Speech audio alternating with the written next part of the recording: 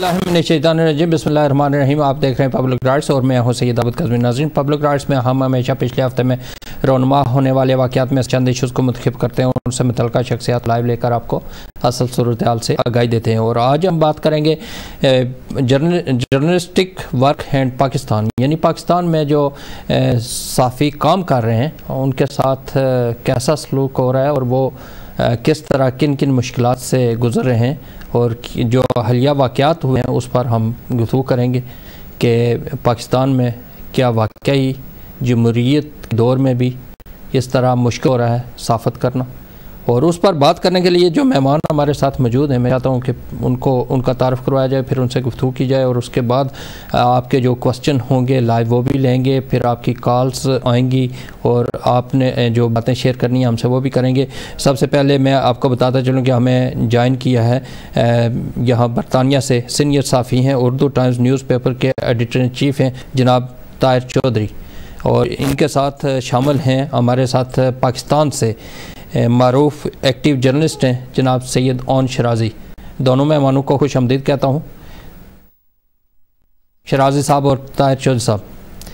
जबकि ये बताता चलो कि हमारे साथ यूरोप से शामिल होंगे मारूफ साफ़ी हैं जनाब बाकर जैदी, वो भी थोड़ी देर में हमारे साथ शामिल होंगे, तो इस पर गुफ्तगू करेंगे क्योंकि हम हैं तो पाकिस्तानी लेकिन मुख्तलिफ ममालिक में बाहर में जहाँ बैठते हैं तो पाकिस्तान के हवाले से अगर कोई किसी किस्म का मामला होता है तो हम उस आवाज़ को यहाँ से बुलंद लाज करते हैं। उसकी वजह यह होती है कि हमें हमारे दिल पाकिस्तान से जुड़े होते हैं और हमें पता होता है कि वहाँ हमारे जो बहन भाई रहते हैं उनको अगर कोई प्रॉब्लम है तो उस पर अगर हम आवाज़ भी नहीं उठाएंगे तो फिर मुर्दा ज़मीरी होती है।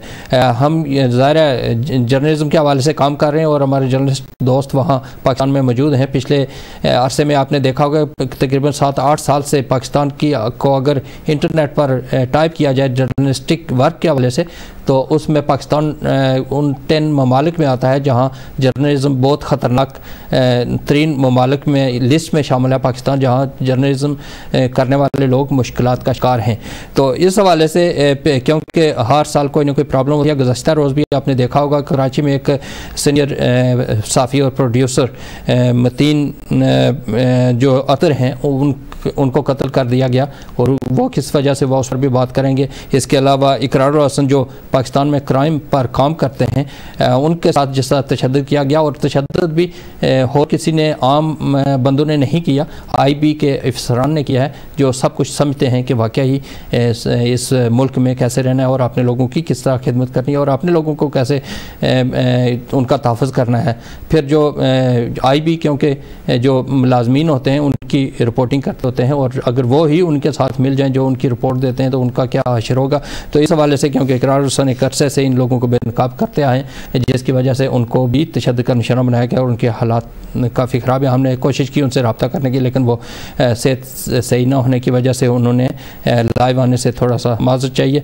तो चलें इंशाल्लाह नेक्स्ट जब बेहतर हो जाएंगे तो उन्हें लेंगे। इसके अलावा जो ऑनलाइन न्यूज़ एजेंसी है उसके मालिक हैं जनाब मोहसिन बेग काफ़ी अरसे से काम कर रहे हैं, न्यूज़ एजेंसी के तौर पर एडवर्टाइजिंग एजेंसी भी चला रहे हैं और पाकिस्तान में गवर्नमेंट के काफ़ी करीब समझे जाते थे लेकिन अभी ज़रा उल्ट हो गया है। गवर्नमेंट ने हर सतह पर उनके ख़िलाफ़ जो FIRs और इस किस्म की जो रिपोर्टें दर्ज करना शुरू कर दी हैं जिसकी वजह से वो भी काफ़ी मुश्किलात का शिकार हैं। और उनको जब गिरफ़्तार किया गया तो उसके लिए जो उन्होंने जो कुछ कहा जिसको बेस बनाया गया वो सियासी लोग बेशुमार दफ़ा कह चुके हैं, लेकिन चलें ठीक है, कोई भी कानून से मुतबर्रा नहीं है लेकिन जो तरीक़ाकार होगा कानूनी आइनी वही अगर इस्तेमाल होता तो ज़्यादा बेहतर होगा। इन सारी चीज़ों पर बात करेंगे लेकिन सबसे पहले हमारे साथ शामिल हैं जनाब सैयद ओन शराजी क्योंकि इस्लामाबाद में हैं और एक्टिव जर्नलिस्ट हैं और वहाँ काम भी करते हैं, तो पहले इससे अपडेट लेते हैं कि क्या लेटेस्ट सिचुएशन क्या है। जनाब ओन शराजी साहब।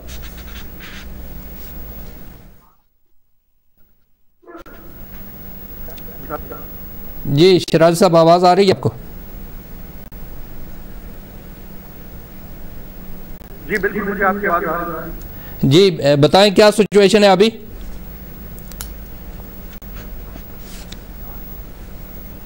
मोहसिन बेग साहब। जी मोहसिन बेग और बाकी भी जिस तरह टॉपिक पर बात करेंगे लेकिन मोहसिन बेग के हवाले से क्या अपडेट हैं?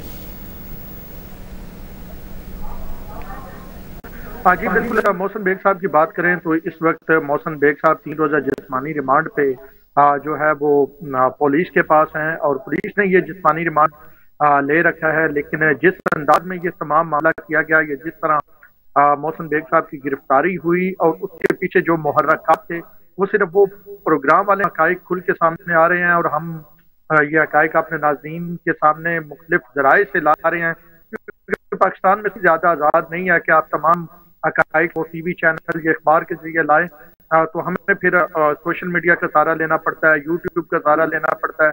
मैं अपने वीलॉग के जरिए, मैंने तीसरा आज वीलॉग इसी इशू पे किया है। तो अब सूरत हाल ये है कि मोहसिन बेग को जिस मामले में गिरफ्तार किया गया था, वो तो बिल्कुल पीछे चला गया है, क्योंकि वो मामला जो था यानी 9 बजे लाहौर में FIR की जाती है, और लाहौर की जो टीम है FIA की 9:30 तक उनके घर इस्लामाबाद में जो 400 किलोमीटर दूर है वहां पे रेड कर लेती है।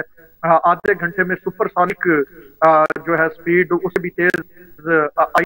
तो क्यों उनके खिलाफ किया गया? बाकी लोग भी मौजूद थे, एक रिटायर्ड जनरल साहब अमजद शुएब में थे, और उन्होंने भी उन्हीं बात किया जो मोहसिन बेग ने किया।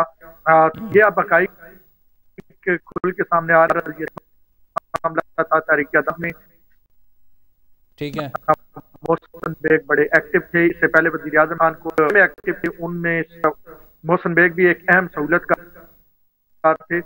तो अब ये चीजें खुल के हैं कि मोहसिन बेग के खिलाफ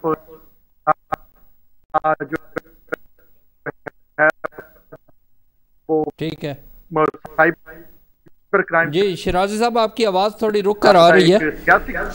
जी जी, आपकी आवाज़ जी आपकी आवाज़ रुक कर आ रही है, थोड़ी प्रॉब्लम हो रही है सुनने में। ताजचौधरी साहब, आप बताइएगा कि ये इस किस्म के जो सूरत हाल है पाकिस्तान से जो हमें सुनने में मिल रहा है और जो कुछ देखने में आ रहा है, आपको काफ़ी अरसा हो गया है सहाफ़त के साथ, तो आपने मुख्तलिफ दौर भी देखे हैं, मुख्तलिफ गवर्नमेंट्स को देखा है, जमहूरियत को भी देखा है, अमरीत को भी देखा है, तो क्या कहेंगे जो अभी सूरत हाल है, सिचुएशन है सहाफ़त के हवाले से पाकिस्तान की? शुक्रिया काजी साहब, बड़ी बदकिस्मती की बात है कि हमने जो जमहूरियत वार में इस तरह के वाक़या होना, और ख़ास तौर पे जो आज के हमारे प्राइम मिनिस्टर हैं, ये वेस्ट के पड़े हुए हैं, इन्होंने ये खुद भी कहते हैं कि मैंने यूरोप देखा है और मैं यूरोप में पला बड़ा हूँ।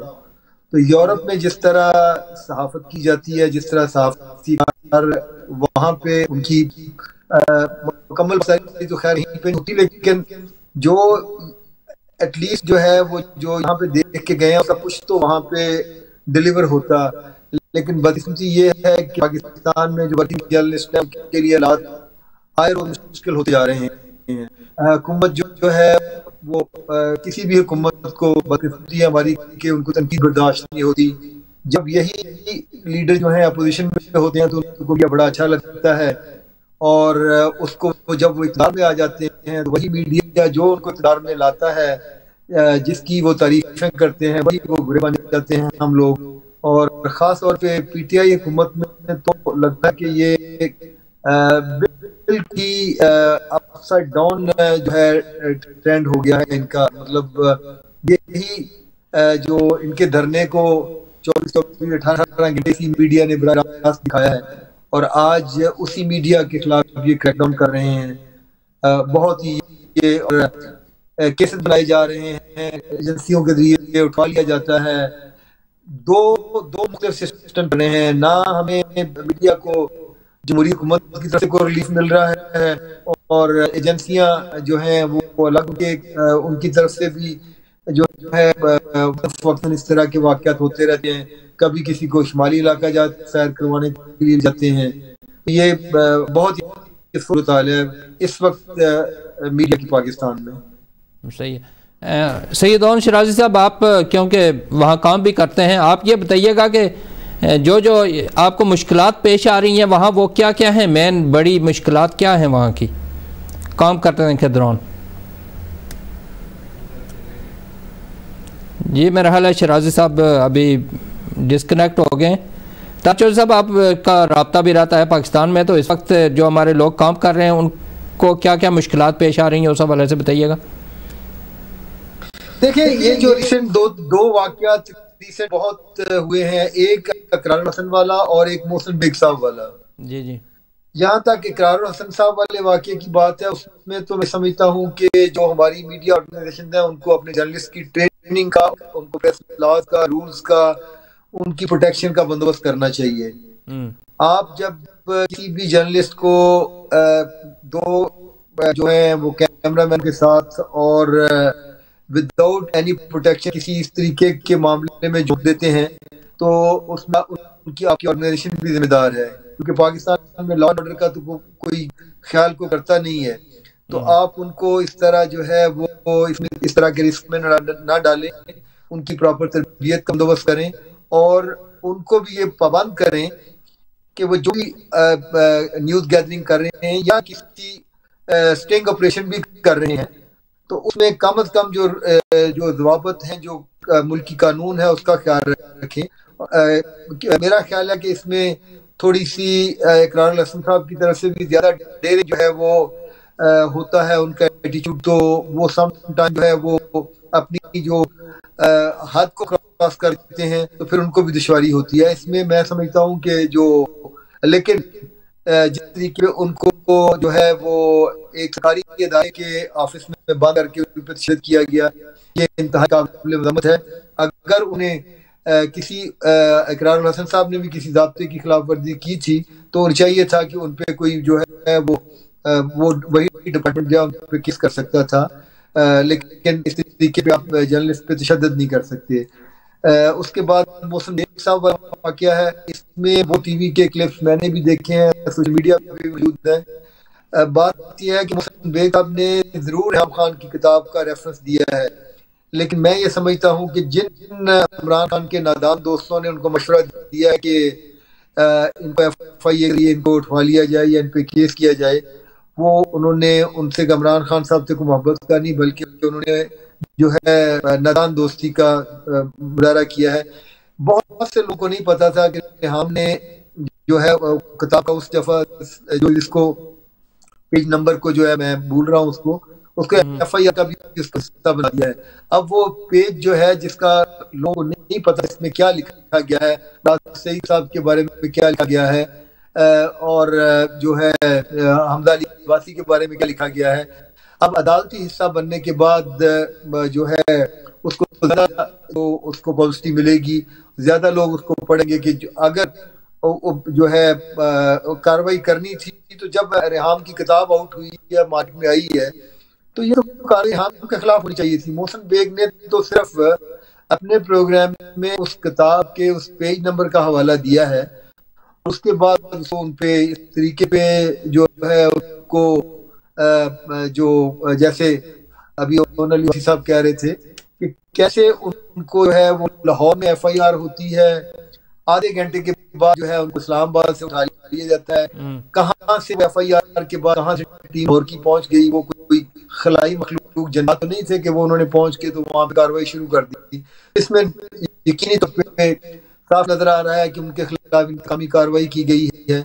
लेकिन यहाँ पे मैं जरूर कहना चाहूंगा कि अगर कोई भी टीम पुलिस की थी, FIA थी या किसी और सरकारी एजेंसी की थी, वो अगर उनके घर में गई है उनको गिरफ्तार करने के लिए, बिल्कुल उनके पास पूरा राइट है अपने सर्च वारंट का, अरेस्ट वारंट की डिमांड करना, उनका पूरा राइट है। और किसी के घर में भी आके सिविलियन कोई विदाउट अपनी आइडेंटिटी शो किए है कि मैं फलाना डिपार्टमेंट से आया हूँ, तो वो कुछ चोर डाकू भी हो सकता है, ये बिल्कुल दुरुस्त बात है। सही है। लेकिन जो मोहसिन बेग साहब ने जो है जो निकाल लिया, पिस्तौल निकाल लिया, और ये भी मैं इसको दुरुस्त नहीं समझता। किसी को भी जर्नलिस्ट है, कानून नाफिज करने वाले इदारे हैं, एजेंसियां हैं, कोई भी है, किसी को भी कानून अपने हाथ में लेने की इजाजत नहीं होनी चाहिए और रियासत इस बात का मदद करे कि कोई भी अपनी हदूद से तजावुज़ ना करे। तारचौधरी साहब, वो मैंने भी सुना है जैसा वो मोहसिन बेग ने जिस टीवी प्रोग्राम में गुफ्तगू किया, वहाँ 4-5 और भी बंदे थे, उन्होंने भी उसी पर मजाक खड़ाई और उसी तरह गुफ्तगू की है। सियासी हवाले से राना सनाउल्लाह खान ने और दूसरे जितने भी हैं उन्होंने भी मुराद सईद की इसी तरह मजाकें उड़ाई और उसी किताब का हवाला देकर भी बात करते रहे। उनके खिलाफ कभी कुछ नहीं हुआ, तो ये मोहसिन बेग की जो बात थी ये काफ़ी असर क्यों रख गई? इसकी वजूहत कोई हैं सामने आपके? देखिए, वो कहते हैं कि जो होते हैं ना पुराने दोस्त, अगर उनमें अगर कोई आ जाए, दरार आ जाए, तो वो जो है वो जितने दोस्त होते हैं उतने अच्छे दुश्मन भी बन जाते हैं। तो मेरा ख्याल है कि इनके केस में वही हुआ है कि ये पुराने दोस्त हैं, एक ही जहाज में हैं। वो जब इमरान खान इक़्तिदार के लिए अपनी कैंपेन चला रहे थे, तो एक ही जहाज में भी सफर करते उनकी तस्वीरें आई हैं और दोस्ती के उनके चर्चे भी हैं। ये भी क्लेम किया जा रहा है कि उन्होंने इमरान खान की जो इलेक्शन फंड है उसके लिए 1 अरब रुपया इकट्ठा करके दिया, जो अपने ज़राए से, अपने रिसोर्सेज से। तो ये पुराने दोस्त हैं, और जो गहरे दोस्त, जब पुराने दोस्त जब दुश्मन बनते हैं तो उनको बहुत सारे एक दूसरे के इरादों का भी पता होता है, एक दूसरे के तरीका वारदात का भी मैं कहूँगा पता होता है, तो वो दुश्मन भी बड़े वो होते हैं। तो मेरा ख्याल में जो है ये एक इंतकामी कार्रवाई है, जिसमें कोई भी किसी भी लॉ को, किसी भी कानून को की पासदारी नहीं की गई। ये बड़ी गलत बात है। ये तो नहीं होता कि 3-4 दोस्त हैं तो उसमें एक पावर में आ जाता है तो दूसरों को दबोच लें, ऐसा तो कहीं नहीं होता किसी, बल्कि वहाँ तो जमहूरियत है। अगर पाकिस्तान में कहा जाए कि जो मुंतखब होकर आए, जिसने जो भी कहा, बल्कि दोस्त हैं तो वो इसका भरम तो रखना चाहिए कि दोस्त है, चलें कह दिया, कोई ऐसी बात नहीं, बाद में बात कर लें, पूछ लेंगे। आप जो है ना काज़मी साहब, आप बिल्कुल ठीक कह रहे हैं। महज़ब दुनिया में, महज़ब जो है मुआशरों में ऐसे ही होना चाहिए, और हर एक को इख्तिलाफ राय का भी हक होना चाहिए, चाहे आपका अलग दोस्त का रहा हो, सियासी मुखालफत का रहा हो, हर एक को आज़ादी राय होनी चाहिए। इस केस में मेरा ख्याल ये है कि तजावुज़ किया गया है अदारों की तरफ से, और बादियो नज़र ये लग रहा है कि उनको इंतकाम का निशाना बनाया गया है। और उसकी वजह मुझे ये प्रोग्राम नहीं लग रहा, उसकी वजह इसका मुझे कोई बैकग्राउंड और भी है, जो जाहिर है जो पाकिस्तान में शराजी साहब अगर आ जाए तो वो शायद बेहतर बता सके कि इसका, मेरे ख्याल में इसका बैकग्राउंड कुछ और भी है। जी शराजी साहब, आप चले गए थे तो हम इसी पर बात कर रहे थे। आप बता रहे थे मोहसिन बेग के केस के हवाले से, आपने उस पर ब्रेकिंग ऑन शराजी आपने काफ़ी कुछ बताया है, तो अब हमारे साथ भी शेयर कर दें हमें पब्लिक राइट्स के देखने सुनने वालों के, क्या कोई ख़ास बात जो आप समझते हैं कि हमें मालूम होना चाहिए। देखिए आबिद भाई, जहाँ ताहिर चौधरी साहब बैठे हैं वहाँ पे बैठ के तमाम डिटेल बताना बड़ा आसान, लेकिन जहाँ मैं बैठा हूँ यहाँ पे बहुत सारी चीज़ों का ख्याल रखना पड़ता है। खैर बहरहाल, मैं जब भी आपके प्लेटफॉर्म पे आया हूँ मैंने बड़ी खुल खुला के बात किया, चाहे उसका जो भी रिजल्ट बाद में निकलता है उसका मुझे भी पता है। लेकिन बिल्कुल दुरुस्त है कि ये मामला सिर्फ इतना सादा और सिंपल नहीं है कि जनाब महज एक FIR हुई, एक प्रोग्राम में बात हुई, उस पर FIR हुई और उस पर जो है मोहसिन बेग को अरेस्ट किया गया। इसके पीछे बड़ी गुम्बन एरिया है पंजाबी में जिसे कहते हैं, और जब मैंने इसको तलाश किया और मैंने 3 मील आगे इस पे कर चुका हूँ, तो मुझे बड़ा कुछ मिला है। पहले तो थोड़ा सा आपके वो नाज़रीन जिनको इस केस की बैकग्राउंड का नहीं पता, बस 30 सेकंड के अंदर अंदर बैकग्राउंड बता दूं कि एक प्रोग्राम हुआ निजी TV न्यूज़ 1 है, उस पर गरीदा फारूकी एंकर थी, 4 मेहमान थे। उसमें मोहसिन बेग साहब से जब पूछा गया कि मुराद सईद को पहला नंबर क्यों दिया गया, तो मोहसिन बेग ने मुस्कुरा के कहा कि उसी वजह से उसका जिक्र रेहाम खान की किताब में है, जिस पे जो है ये मामला एक तनाज़ा खड़ा हुआ, प्रोग्राम रुका, TV चैनल जो है वो पिछले नंबरों पे चला गया, TV चैनल बंद हुआ, और फिर उसके बाद जो मामला है वो FIR तक गया। 3 दिन बाद FIR होती है। FIR मजे की बात यह है कि 9 बजे होती है, लाहौर में होती है। अगर वो मोहसिन बेग की बात करें, वो भी इस्लामाबाद थे, प्रोग्राम भी इस्लामाबाद स्टूडियो से हुआ, उसके साथ साथ जो एंग थी वो भी इस्लामाबाद में थी, और मुराद सईद भी इस्लामाबाद में मिनिस्टर इनकलेव में रहते हैं। लेकिन जो है वो FIR लाहौर में होती है, 9 बजे FIR होती है, और 9:30 बजे मोहसिन बेग के जो घर है उस पर छापा पड़ जाता है। यानी सुपरसोनिक किस्म की एक स्पीड हमें नजर आती है कि जनाब लाहौर से इस्लामाबाद 400 किलोमीटर का सफर है, और आधे घंटे में जो है FIA की टीम पहुंची है। फिर सिविल कपड़ों में जाती है, फिर जो एक ड्रामा क्रिएट होता है वो आप सामने देखा। लेकिन अब आगे चलते हैं, इसके पीछे मोटिव क्या है। जो मेरे जरा ये बता रहे हैं कि मोहसिन बेग इमरान खान के बड़े करीबी थे, उनके साथ महफिलें करते थे, उनके वो सहूलतकारों में शामिल थे जो इमरान खान की हुकूमत लेके आए थे। अब मोहसिन बेग इमरान खान से दूर हो गए, जो भी वजूहत बनी उनमें हम नहीं जाते, और मोहसिन बेग अपोजिशन यानी अब नवाज शरीफ एंड कंपनी के करीब थे और पाकिस्तान तहरीक इंसाफ के उन अरकान से राब्ते में थे जिनको वो पार्टी में ले आए थे। वो इलेक्टेबल्स पाकिस्तान तहरीक इंसाफ के जो मोहसिन बेग के लिए तहरीक इंसाफ में आए थे, अब वो दोबारा मोहसिन बेग के साथ रहे और मोहसिन बेग अहम किरदार अदा कर रहे थे। फिर एक 4-5 दिन पहले खुफिया मुलाकात हुई जहांगीर तरीन और जो है शहबाज शरीफ के माबैन, उसमें भी मोहसिन बेग ने बड़ा कलीदी किरदार अदा किया और मोहसिन बेग वो मुलाकात करवाने में भी अहम तरीन उनका किरदार था। तो ये वो तमाम बातें थी जो ये नजर आ रहा था कि अगर मोहसिन बेग इसी तरह एक्टिव रहते हैं तो पाकिस्तान तहरीक इंसाफ के कुछ न कुछ लोग जरूर इस दरख्त से उड़ेंगे और अपोजिशन के दरख्त पे बैठेंगे। तो ये वो मामला थे। और कुछ चंद कोई यूएस भी जा रही है FIA की टीम की जानब से, जब उन्होंने उनके अखबार और ऑनलाइन न्यूज एजेंसी पे छापा मारा तो हमारे वहाँ पे जो जर्नलिस्ट दोस्त थे उन्होंने हमें बताया कि FIA वाले एक लैपटॉप और कुछ USB ढूंढे हैं, शायद उसमें कुछ डाटा हो। प्रोग्राम का तो डाटा कम अज कम आबिद भाई हो नहीं सकता, क्योंकि प्रोग्राम तो यूट्यूब पे भी पड़ा है हर जगह। इसका मतलब है कोई मखसूस डाटा है, कोई वीडियो है जिसकी तलाश है। ठीक है, आप क्या समझते हैं कि इस तरह दबाने से ये सारी चीज़ें, जिस तरह आप कह रहे हैं राब्ते में मुख्तलिफ सियासी पार्टियों से और कुछ लोगों को लेकर जा रहे हैं, और इस पर असर हो सकता है कि आप समझते हैं कि ये चीज़ें रुक जाएंगी अब के ज़्यादा होंगी इससे जो इन्होंने किया है? मोहसिन बेग के बारे में अगर कोई ये समझता है कि वो जी वो रिपोर्टर हैं या कोई एंकर हैं, जिस किस्म के जर्नलिस्ट हैं जो खबरें देते हैं, मोहसिन बेग इस तरह के जर्नलिस्ट नहीं है। मोहसिन बेग एक महज न्यूज एजेंसी के मालिक हैं और उसके साथ साथ मुख्तदार हल्कों के बड़े करीब समझे जाते हैं। मुशर्रफ रजीम में इन बड़े क्लोज रहे हैं इक़्तिदार के वानों में। फिर उसके बाद भी ये मतलब इक़्तिदार के वानों में वज़ीर आज़म इमरान खान के साथ मशहूर जमाना एक तस्वीर इनकी है जिसमें बाकी सारे लोग नीचे बैठे हैं और ये इमरान खान के साथ जहाज की सीट शेयर कर रहे हैं। तो मोहसिन बेग पे हाथ डालना इतना आसान काम नहीं था, और अब अगर हाथ डाला गया है तो ये आप ये समझे कि पॉइंट ऑफ नो रिटर्न पे चीजें पहुंची है। तो फिर मोहसिन बेग पे हाथ डाला गया, क्योंकि मोहसिन बेग अच्छे और बुरे वक्त के इमरान खान के साथी हैं और बहुत सारी राजों के अमीन है मोहसिन बेग। तो आने वाले हैं कि मजीद क्या मतलब इसमें डेवलपमेंट होती है, लेकिन जो लोकली वो साफी जो सिर्फ साफ कर रहे हैं जिनकी इक़्तिदार के वानों तक इस तरह रसाई नहीं है, या जो हुकूमतें बनाने और गिराने में स्क्रिप्ट का हिस्सा नहीं होते हैं, वो तो इसमें कोई शक नहीं कि पाकिस्तान में पिछले। जी तारचोर साहब, आप बताइएगा कि जिस सतह के और शराजी साहब बता रहे हैं कि मोहसिन बेग इस सतह के साफ़ी हैं जो हमेशा ऐसे लोगों के साथ रहे जो मुल्क का निज़ाम चेंज करने में बड़ा अहम किरदार अदा कर सकते हैं।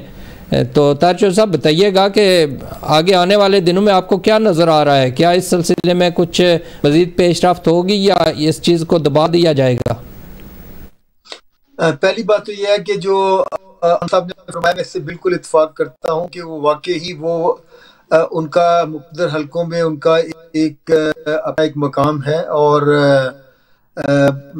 ये यकीनी तौर पे जो इस वक्त हुकूमत के खिलाफ जो नो कॉन्फिडेंस की जो मूव हो रही है, वो हो सकता है खदशा हो कि इसमें मोहसिन बेग साहब का भी किरदार है या वो कोई किरदार अदा कर रहे हैं।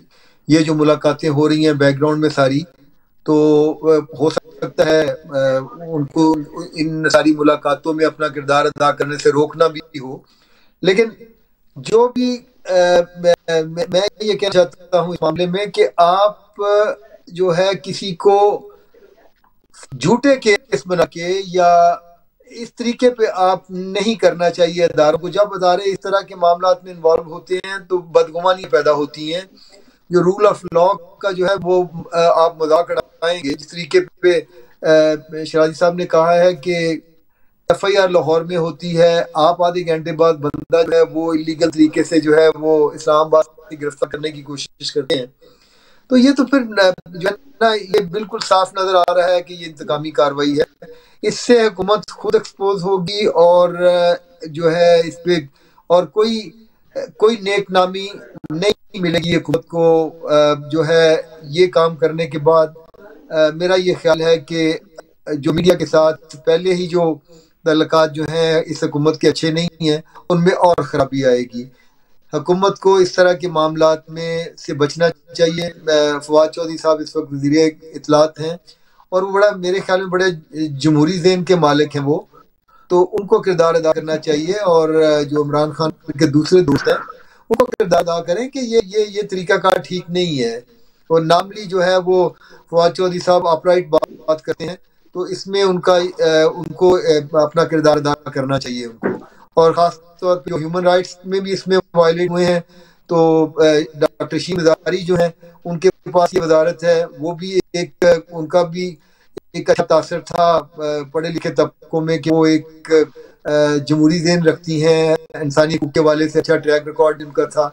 इन लोगों को सामने आना चाहिए। डॉक्टर शफकत महमूद साहब हैं, पढ़े लिखे दानिश्वर आदमी हैं, इनको इमरान खान को मशवरा देना चाहिए इस तरह के मामले में इन्वॉल्व ना होना। जी, आन शराजी साहब की तरफ जाऊंगा, लेकिन आप ये बताइएगा कि जिस तरह गिरफ्तारी होती है पाकिस्तान में और जिस तरह रिपोर्टिंग होती है और तशद्दुद का जो पहलू सामने आ रहा है हर मौके पर, जिस तरह इकरारुल हसन पर तशद्दुद हुआ वो एक अलग चीज़ है, जिस तरह गिरफ्तार किया गया मोहसिन बेग को और फिर तशद्दुद किया गया, ये तशद्दुद का रवाज किसी और मुल्क में भी इस तरह का है? तारशद साहब बताइएगा, जैसा पाकिस्तान में गिरफ्तार करते हैं तो करते हैं तशद्दुद? नहीं, ये जो है महज़ूम ममालिक में तो जो है इस तरह नहीं होता। आप भी यूके में जन्म कर रहे हैं, आप भी यहाँ पे भी इशू होते हैं, यहाँ पे कहीं पे भी नहीं होना चाहिए ये तशद्दुद। जाहिर है इन ममालिक में तो नहीं होता, लेकिन ये कहीं पे भी नहीं होना चाहिए। ये गलत रवायात हैं और अगर इनको ना रोका गया तो ये मुआशरे में और इंतशार पैदा करेंगी। जी, और शराजी साहब आप बताइएगा, आप हंस भी रहे थे किसी बात पर, उसका भी जवाब दीजिए और अभी बताइएगा कि ये तशद्दुद वाला जो मामला है ये कोई पाकिस्तान में ही ज़्यादा है, बाकी जगहों पर तो इतना नहीं है। सबसे पहले मैं इस बात पे रहा था कि चौधरी साहब शायद फवाद चौधरी और ताहिर चौधरी इस बात की वजह से फवाद चौधरी को ग्रेस मार्क्स दे रहे हैं। फवाद चौधरी जमहूरी होंगे, लेकिन मीडिया के लिए फवाद चौधरी का दौर जो है वो मैं ये कहूँगा तारीख दौर है। मैं Rawalpindi Islamabad union of journalist का सिटिंग वाइस प्रेसिडेंट हूँ। मैं इस्लामाबाद नेशनल प्रेस क्लब की गवर्निंग बॉडी का सिटिंग मेंबर हूँ और मैं ये कह रहा हूँ कि फवाद चौधरी का दौर जो है ये ब्लैक मतलब हम काला स्याह दौर का मतलब मानते हैं जिस वक्त सहाफत में है। फवाद चौधरी ट्वीट बड़े अच्छे करते हैं, आप राइट बात करते हैं, लोग उससे मुतासर होते हैं, लेकिन बतौर जर्नलिस्ट मेरे 12,000 साफी पाकिस्तान में बेरोजगार हो चुके हैं। मेरे 9 के करीब साफी जो हैं वो भूख और अफलास की वजह से जान से जा चुके हैं। दर्जनों मिसालें ऐसी हैं जो रेडियां लगा के बैठे हुए हैं, इश्तिहारात रोके गए, किस तरह क्या क्या किस किस्म का सेंसर नहीं किया गया। 2-3 दिन पहले अहमद मीर साहब कह रहे थे कि वो आसमा शराजी के प्रोग्राम में बैठे थे तो फवाद चौधरी साहब की कॉल उनके मालकान को गई ITV के कि आपने क्यों बिठाया हुआ है अहमद मीर को। तो ये फवाद चौधरी साहब हैं जिनके बारे में ये कहा जा रहा है बड़े जमहूरी बंदे हैं। पहले तो मैंने कहा ये क्लैरिफिकेशन कर दूं क्योंकि हम ग्राउंड पे हैं और ग्राउंड पे हमारे लिए जो है साबित करना काफी मुश्किल है।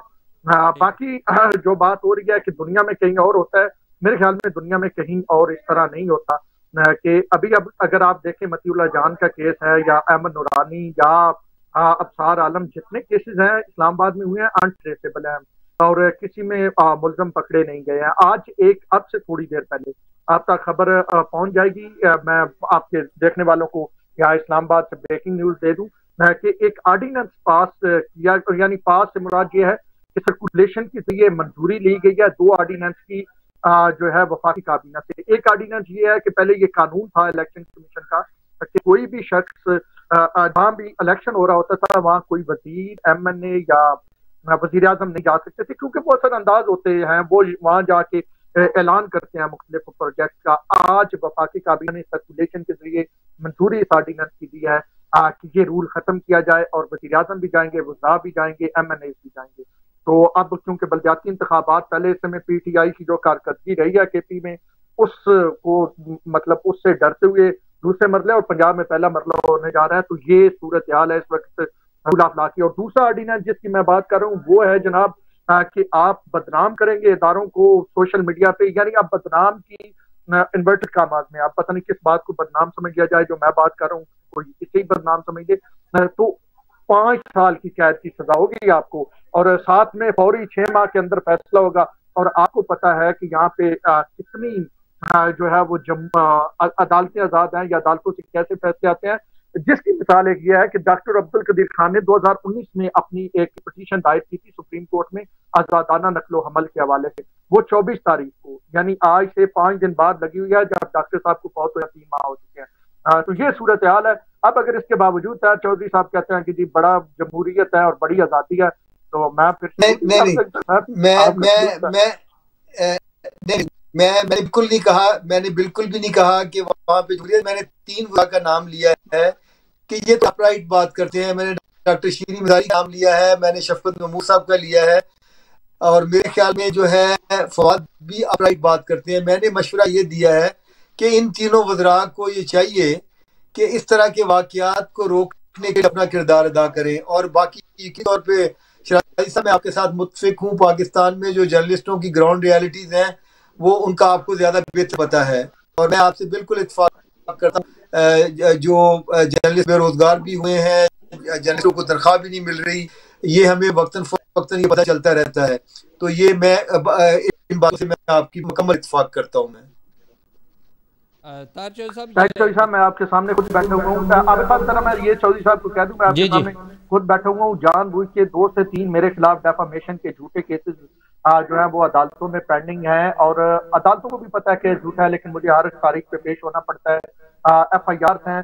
तो यहाँ पे जो साफी आप राइट बात करता है उसके लिए बड़ा मुश्किल है। शीरी मज़ारी की आप बात कर रहे थे, माशाल्लाह टॉप 10 में वो अभी वज़ीर आज़म ने उनको शामिल किया है। तो मैं तो ये कह रहा था कि पाकिस्तान में इंसानी हकूक़ की वजारत इसी तरह ही है जैसे जो अफगानिस्तान में रेलवे की वजारत हो, या समंदरों की कोई वजारत हो ना, आबी ज़खायर की। तो पाकिस्तान में इंसानी हकूक़ की वजारत इसी तरह ही है। जितने साफियों पे तशद्दुद हुआ है, ये इस किस्म के जो टार्चर हुए हैं, जो शहीद हुए हैं, मेरे ख्याल में वजारत इंसानी हकूक़ की खामोशी जो है वो बाकी वजारतों से ज्यादा रही है। तो शीरी मज़ारी नो डाउट एक पढ़ी लिखी खातून है, लेकिन इसके बावजूद फवाद और शीरी मज़ारी ने हमें मायूस किया। जी जी जी ताहिर चौधरी साहब,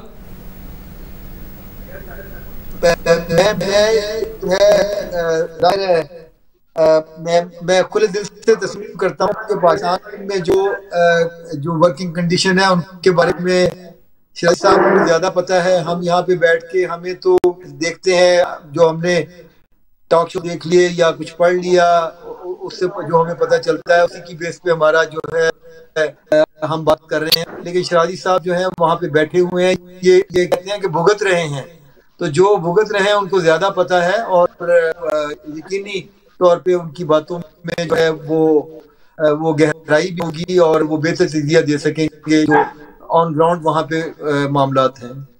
ताहिर चौधरी साहब, आपने जाना भी था कहीं काम पर, तो आप ये बताइएगा कि इस किस्म के जो पाकिस्तान में कार्रवाइयाँ हो रही हैं, और जिस तरह यहाँ अगर इंटरनेट पर मैं रिसर्च किया है मैंने, जो सहाफ़त के हवाले से, जर्नलिज़म के हवाले से ख़तरनाक तरीन ममालिक में जिसका नाम है उसमें पाकिस्तान भी शामिल है। ख़तरनाक तरीन मुल्कों की लिस्ट में जर्नलिज्म के लिए काम करना यानी पाकिस्तान में मुश्किल है, उस लिस्ट में शामिल किया हुआ है। इस पर आप क्या कहेंगे?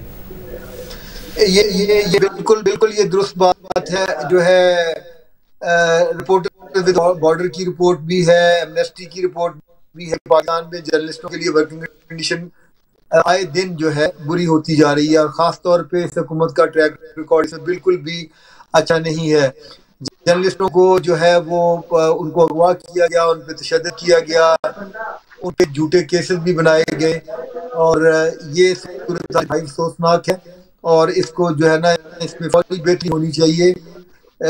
कोई भी जमहूरियत जो है वो आज़ाद प्रेस के बगैर नहीं चल सकती, और मेरा मशवरा तो इन हुक्मरानों को यही है कि जब ये अपोजिशन में होते हैं तो इनको हमारा मीडिया बड़ा अच्छा लगता है, हुकूमत में आते ही इनको मीडिया जो है वो बुरा लगना शुरू हो जाता है। इनको अपने रवैयों में तब्दीली पैदा करने की जरूरत है और तनकीद को बर्दाश्त करना चाहिए इनको। और जर्नलिस्ट जो है वो कोई मेरा नहीं ख्याल कि पाकिस्तान का जर्नलिस्ट कोई एजेंडा लेके चल रहा है। अगर वो अपना काम बेहतर तरीके कर रहे हैं तो फैसिलिटेट करना चाहिए और इस तरह की रुकावट जो है, परेशानियां, दुश्वारियां, रुकावटें, माली दुश्वारियां उनके रास्ते में नहीं खड़ी करनी चाहिए। जी बिल्कुल ताहिर साहब, बहुत बहुत शुक्रिया आपका। आप जाना चाह रहे थे तो आपका बहुत शुक्रिया, आपने टाइम दिया। और शराजी साहब मेरे साथ मौजूद हैं। तो और शराजी साहब ये बताइएगा कि अभी हम यहाँ बरतानिया बैठे हुए हैं, ताहिर चौधरी साहब भी इधर ही हैं। यहाँ जब से मैं यहाँ आया हूँ काम कर रहा हूँ, लेकिन जर्नलिज्म के हवाले से मैंने देखा है कि एक हमारी यहाँ तंजीम है यूनियन ऑफ जर्नलिस्ट NUJ के नाम से, उसमें तकरीबन 35,000 जो हैं जर्नलिस्ट शामिल हैं। कोई भी यहाँ प्रॉब्लम होती है किसी जर्नलिस्ट को तो वो तंजीम अपने वकला समेत उसको प्रोटेक्ट करती है। कोई भी किसी किस्म का भी मसला हो तो चाहे यूरोप में हो या यहाँ हो, जहाँ भी हो। तो पाकिस्तान में सहाफ़ती तंजीमें भी हैं, उसके बावजूद सहाफ़ी कत्ल भी हो रहे हैं, तशद्दुद भी हो रहा है। इस तरह जमहूरी लिहाज से उनके खिलाफ FIR भी हो रही हैं, तंजीमें एहतजाज भी कर रही हैं, लेकिन कोई हल नहीं निकल रहा। हम तो ये सोच रहे थे कि अभी जमहूरियत आ गई या पाकिस्तान में, और जो यहाँ दर्ज है जिन ममालिक जिस लिस्ट में शामिल है पाकिस्तान ख़तरनाक तरीन लिस्ट में, उससे निकल आएगा। अगर ये दोबारा कत्ल होते रहेंगे, तशद्दुद होते रहेंगे और इस तरह की रिपोर्टें सामने आएंगी तो ये लिस्ट से कैसे निकल सकेगा पाकिस्तान, इस लिस्ट से।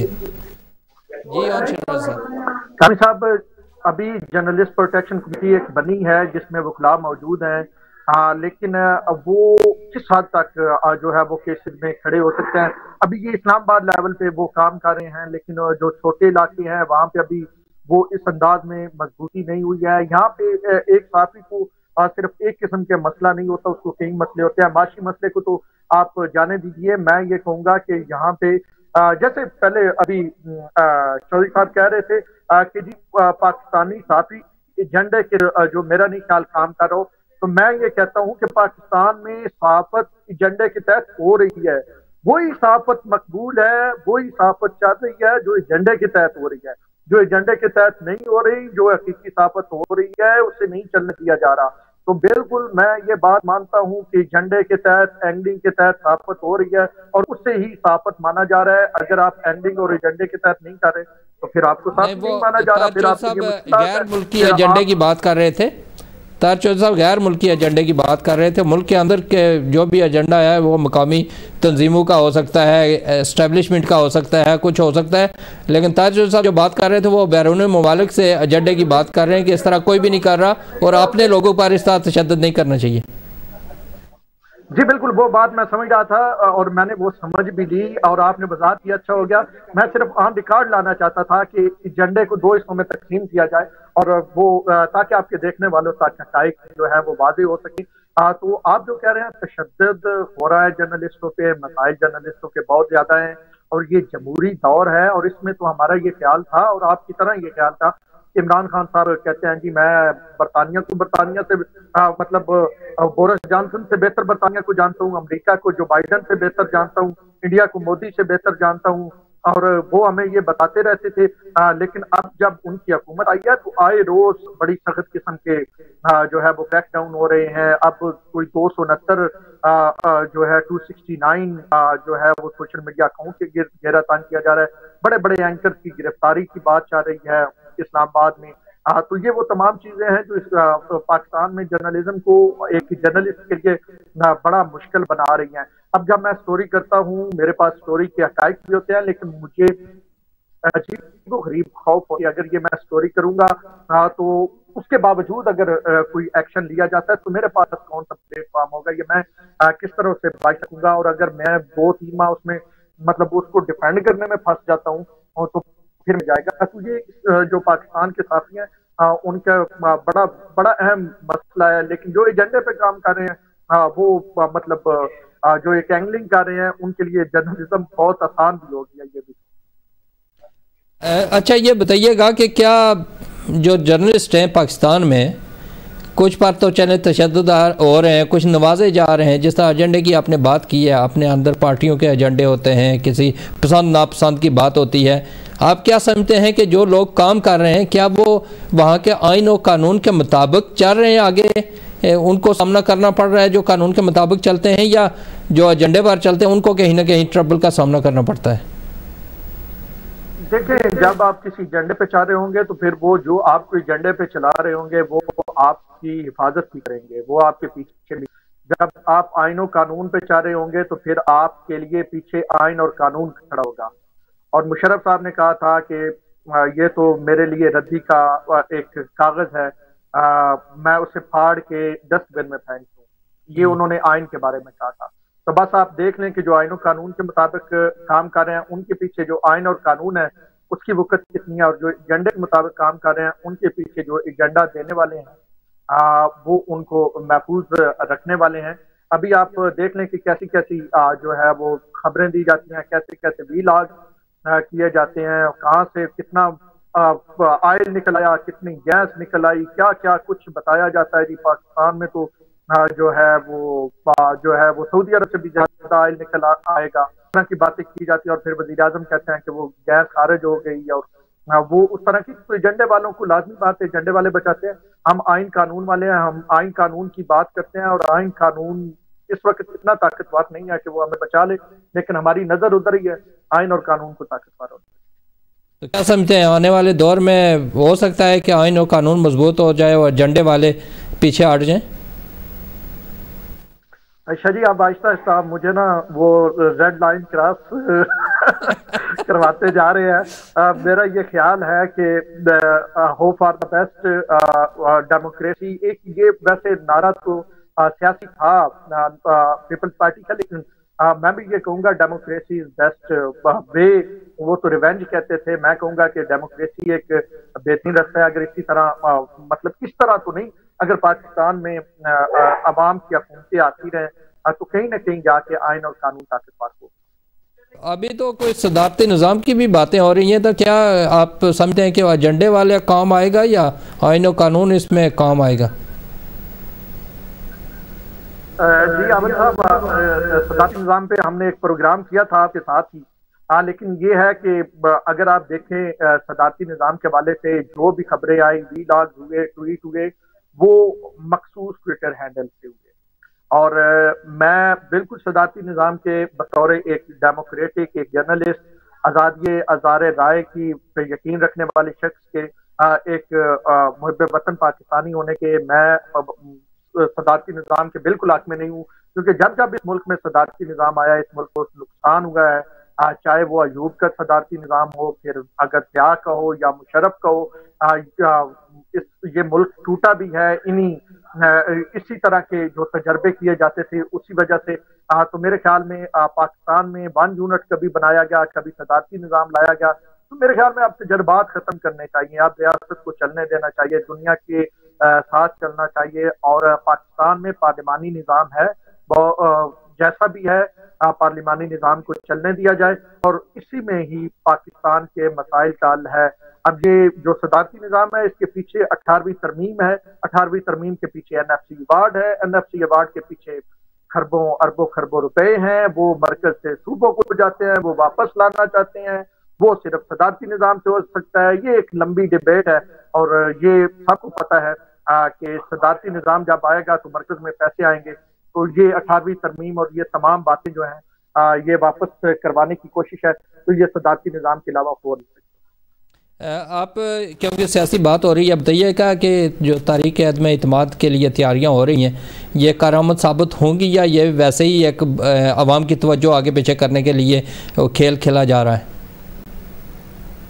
अभी साहब ये संजीदा नवीयत की कोशिश है और इसको मैं बड़ी क्लोजली ऑब्जर्व कर रहा हूँ। और इसकी बात करें तो मोहसिन बेग वाला मामला आपने देख लिया कि हुकूमत पैनिक में है। इस हवाले से वज़ीर आज़म इमरान खान दौरा रूस 24 को वो रूस जा रहे हैं, वापस आके उन्होंने MQM के बहादराबाद जाना है। पहली बार वो इस तरह बहादराबाद जाएंगे जो MQM का सेक्रेटेरिएट है, और MQM पहले से अपनी डिमांड बना के बैठी होगी। उन्हें कहा गया है कि आप अपनी डिमांड रख लें।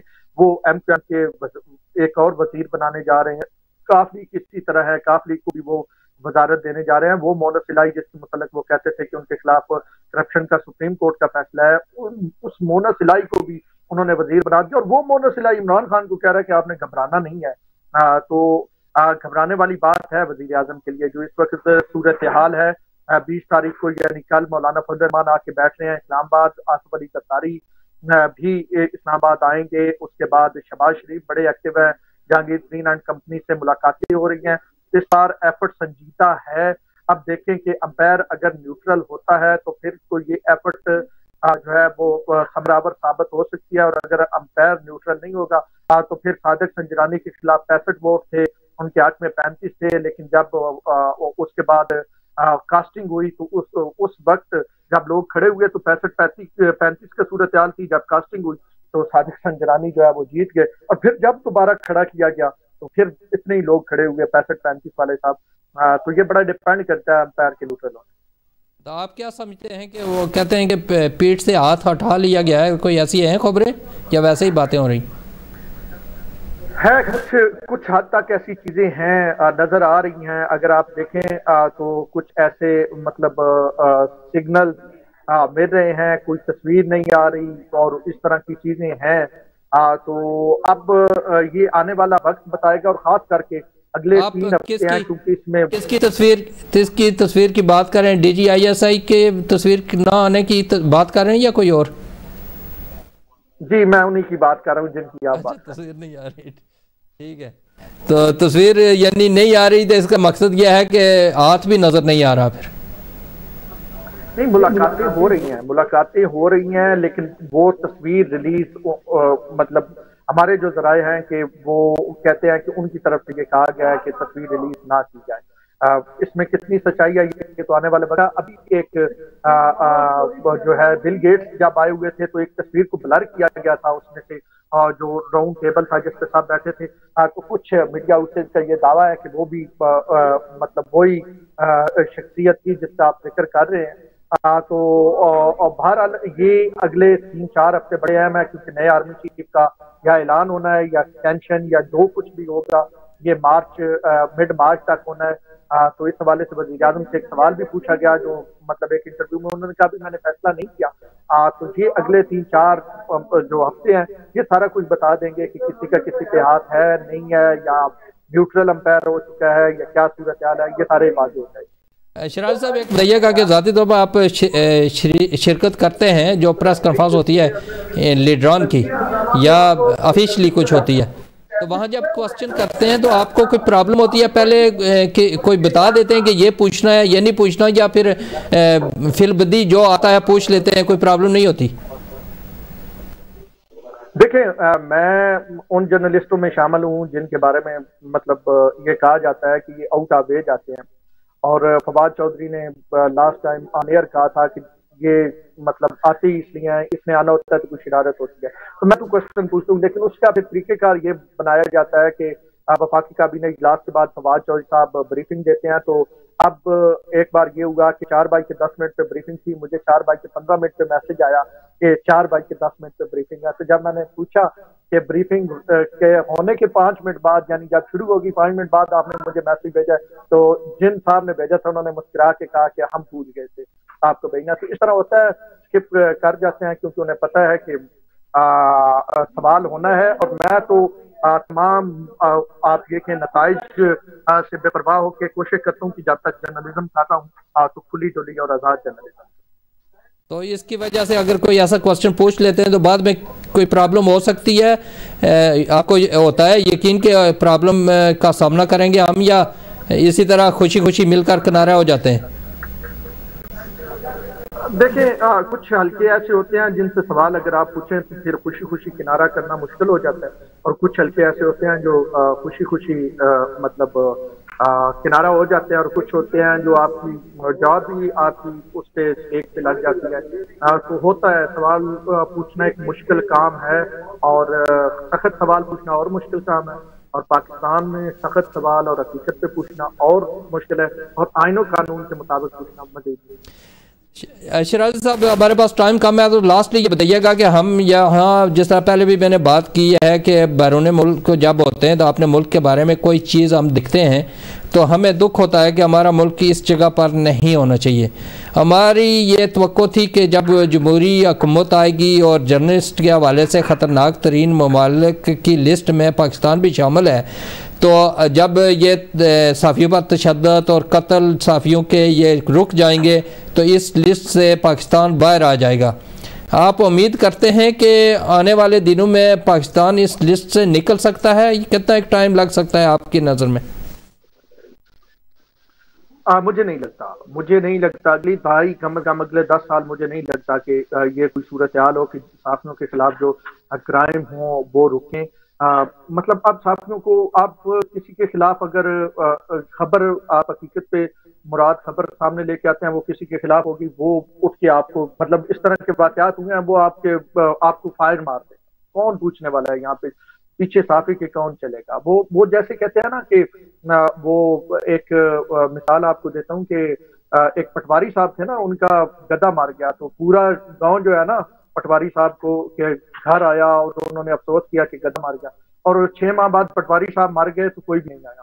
ठीक है, तो वो सूरत हाल इस वक्त इसी तरह है कि अगर किसी सहाफ़ी के साथ सहाफ़ी अंदर चला जाता है मतलब जेलों के अंदर, तो पीछे उसके कौन चलेगा? उसकी फैमिली वाले कहाँ तक कर सकते हैं? इसके लिए मोस्टली सहाफ़ियों को यहाँ पे ये कहा जाता है कि जी तुसी बस साबित करो ते मेहरबानी करो, कोई ईंद की हरकत ना करो, लेकिन जो सहाफ़ी होता है फिर उसे रहने नहीं होता और फिर बस हो जाता है। जी सैयद ओन शराजी साहब आपका बहुत बहुत शुक्रिया, हमारा टाइम ख़त्म हो गया है। बहुत अच्छी गुफ्तगू किया और बड़े अहम इंफॉर्मेशन भी आपने शेयर की हैं हमारे साथ, आपका बहुत बहुत शुक्रिया। हमेशा जब भी हम कहते हैं आपको मैसेज करते हैं तो आप हाज़िर हो जाते हैं, इस पर भी आपका शुक्रिया अदा करते हैं। शराजी साहब अल्लाह हाफिज़, इंशाल्लाह नेक्स्ट फिर दोबारा। बहुत शुक्रिया। वैसे मुझे आपके इस प्रोग्राम का जो सबसे अच्छा सेगमेंट लगता है वो कॉल्स वाला लगता है, तो अगले प्रोग्राम में जब भी आप मुझे बुलाएं तो वो कॉल वाले सेगमेंट का टाइम ना ज़ाया कीजिएगा, वो ज़रूर दीजिएगा। जी ठीक है, बिल्कुल उसको लेंगे क्योंकि आज भी ऐसी प्रॉब्लम्स थी कि हम कॉल्स नहीं ले सकते थे। इशू कुछ ऐसे होते हैं जिसकी वजह से बाज़ औक़ात प्रॉब्लम्स होती हैं और बाज़ औक़ात लाइन में प्रॉब्लम होती है जिस वजह से लाइव कॉल्स नहीं ले सकते,